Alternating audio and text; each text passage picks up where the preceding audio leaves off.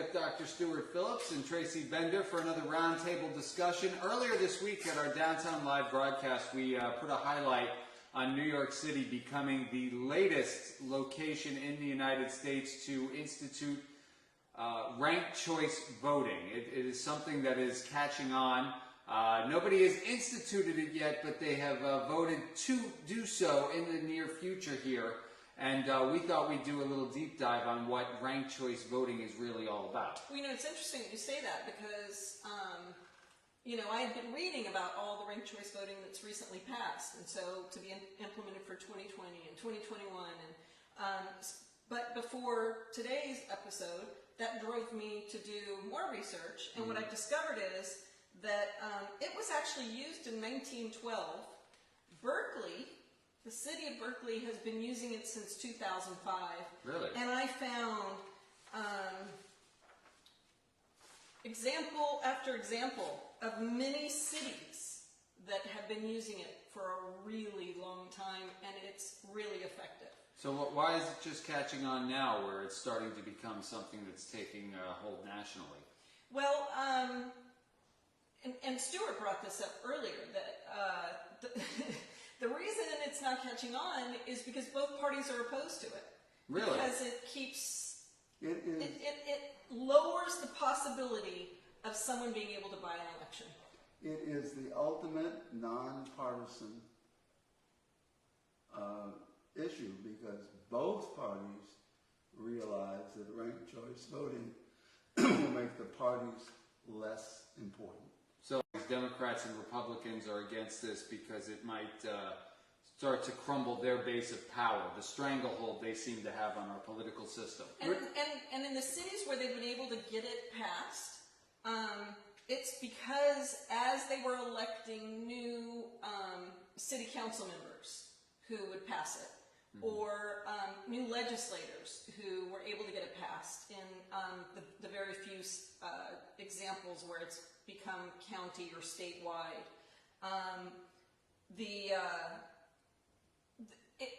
It was the reason they were elected, because they backed it. Let us go cut to the chase. Ranked choice voting means when you vote for your first choice, your second choice, and your third choice. You can then go fourth and fifth, but normally first, second, and third.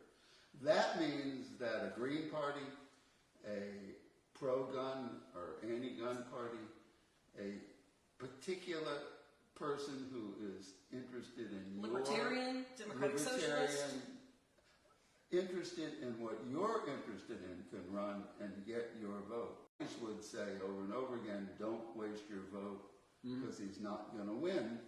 This way, you wouldn't be wasting your vote. You would vote first for him and then second either for a Republican or a Democrat.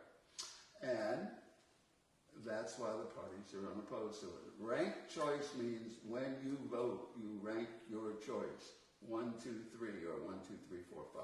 Right. And we're seeing great examples of that right now with all the Democrats that have been on board running against our current president. And over and over again, we keep hearing about electability. So it scares people who might have a choice that might seem, based on what they're hearing, as fringe. Well, so ultimately, if you've only got one vote that you can put down, people worry more about the electability factor in terms of whether a candidate can actually go the distance. But in this case now... And let me ask you this. When people are worried, they have two choices, right? They can either go vote or they stay home. And if they're worried that their choice, the only person they like, doesn't have a shot, they don't care. So it's like, nope, I'm going to sit this one out. So the biggest advantage of ranked choice voting is that it gets people out. So ultimately what we're hearing here is that ranked choice voting, if you've ever been just sick to death of having to not vote for your preferred candidate because you need to vote for the least evil of the candidate that might win, this is an opportunity for you to re-engage and vote for the candidate that will bring power back to the people, bring people back to the democratic process, in ways that we have seen on the decline over the last few decades. Well, and let me point out to you that there have been a few situations where states have passed it. They were using it, and then it got overturned. But guess when it got overturned? The exact same time that they were looking at creating voter ID laws. In other words, they were looking to minimize the vote. Right. And so that became part of minimizing the vote. Well, and as we've seen, voter suppression activities on the rise in recent years, clearly, if you're getting a chance to vote for multiple candidates, assign a point value to your top candidate, your next candidate, you know, this is a way to suppress that vote as well. Absolutely. By overturning the people that are doing just this, and how it's actually been proven to be better for engagement in terms of democracy. And there have been a number of people who, of course, who want to continue holding the power, who have tried to bash the math of it, and our mathematician went at it.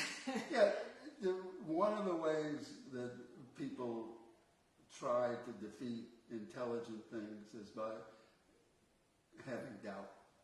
Okay, and 2 and 2 is 4, and you can say you're not really sure, but it doesn't really matter, it's 4, okay? The math of this is really simple. And when somebody says that the math is complicated, what they're doing is lying, and they're lying by doing something that mathematicians do all the time, which is dividing by 0. See, when you divide by 0, the number that you get is unimaginable, because any number can be divided a very large number of times by 0. And then when you put that into the formula, it doesn't work. If you restrict the number of choices, the math in this is simple. And normally you'd use 3 or 5, but you could use 10. With our modern computers, you could use 10,000. It really wouldn't matter. You could run it out. It wouldn't make much sense. But if you use 3 or 5 or 7 or some small number like that, the math of this is just absolutely simple. And when anyone tells you it isn't, what they're doing is lying. Just like they said when they said that the science of cigarette smoking, just like they said when the science of climate change wasn't done. Now they're all admitting it, and what they did is they collected the money as long as they could, then they paid a token tax and took the money and moved to Europe somewhere. And the same criminals will be doing that, so when you hear it, tell them that Stuart said that if you restrict the number of choices, the math is simple, and give them my email address. It's stup@aol.com. But so, regardless of the number of choices people can make when they rank their choices for voting, we are at a point in our technological history where the math can be figured out no matter how complicated it might be to an individual. In 1930, did you say when the first time? 1912. 1912. Between 1912 and 1930, there were quite a few times it was tried. When you would have tried to do this with hand calculation, it would have been incredibly difficult to do on large numbers. And they were also only letting people have 2 choices, which makes it. It would have been incredibly difficult to do. But that's like saying you can't have an automobile because when Henry Ford started, the cars weren't very good. Our computers are great now. You can have as many choices as you want. You have to make decisions. Everyone has to make decisions. If the math works out really well at 3 and at 5, and frankly, just from an emotional standpoint, I think 5's enough. But not that there aren't more than 5 choices. I just think the average person isn't comfortable thinking about more than 5 different things at once. We can think about them. Regardless of the number, though, this is clearly a way to give Three people. is the most popular. This is clearly a way to allow people to further engage in the democratic process. It makes it democratic with a small d, and both the large D Democrats and the large R Republicans are how. Well, so Well, and I would challenge every single person watching. Think about how much more engaged you would be if you could choose first choice, second choice, third choice. And remember, it's called ranked choice voting because you rank your choice, RCV. RCV. You're going to hear a lot about it, and you listen to our podcast because we don't need clicks, and we can give you the depth of the study and tell you what's really happening in the world, and we really are nonpartisan. I know a lot of my Republican friends think I'm dyed-in-the-wool Democrat. I have some Democratic tendencies, but when we put out this stuff, it's nonpartisan. We're not taking a stance. We're giving you the information. Right. Well, and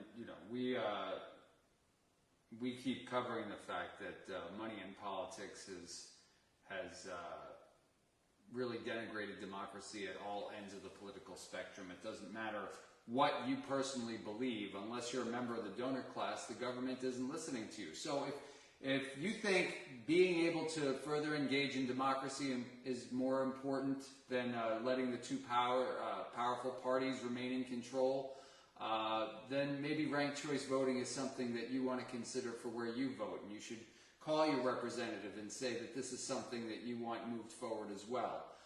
If you believe that the two powerful parties should remain in power, well, that's something you can think about as well. But we want to give you the information about ranked choice voting because we think it is a way to bring the power back to the people. Absolutely. And if you're going to do research about this, it's also known as instant runoff voting. And if you think about that, how smart is that? Let's have an instant runoff. Oh, it could save some money. So with this, you will not have to have a runoff because if no one gets a 51%. majority, then the computer can tell you what everyone's second or third choice is. And the math is simple. Well, and that just it saves time, money. You won't have to continue to campaign. There won't be. You won't have to open the polls again. There's so many ways in which time and money will be saved by going in this direction. So. A great example is we recently had a primary in Louisiana, and only 312,000 people voted in that primary. We've already surpassed that in our early voting numbers for this election. Because a lot of folks sit out the primary because they think it kind of doesn't matter. Let me see who comes. Imagine if everyone knew we had, besides the fact that we look at how much money was wasted, let's also look at how many more people would have come out if they'd had this opportunity. How many more people would come out if they could vote for their candidate who was a Green Party candidate or a safe gun candidate? And it's a great way to be heard. Or a health care candidate? When people start to see these giant percentages of Green Party candidates being, people are going to start to sit up and listen when they see that, hey, these people really are a lot of people's first choice. Or a libertarian. This guy really was a giant percentage of Louisianians' first choice. But you're scared into not voting for the person you would really rather see creating legislation for us. Right. It makes some of these candidates who you don't end up voting for that you would have otherwise because you don't think they'll win, be more competitive. It gives you a chance to say, hey, this is who I think should represent me. So you're going to be hearing a lot more about ranked choice across the nation. We hope that you find this interesting and that we've been informative to you here today. Any final thoughts? Share our video if you think that we're doing a good thing. Help us to reach more people. We need more people interested in good government. The people that listen to us, we think are wonderful people. We're sure you have friends. Why don't you get them aboard? Dr. Stuart Phillips and Tracy Bender, I'm Harmon Dash. We thank you for watching Make It Fair. Thank you.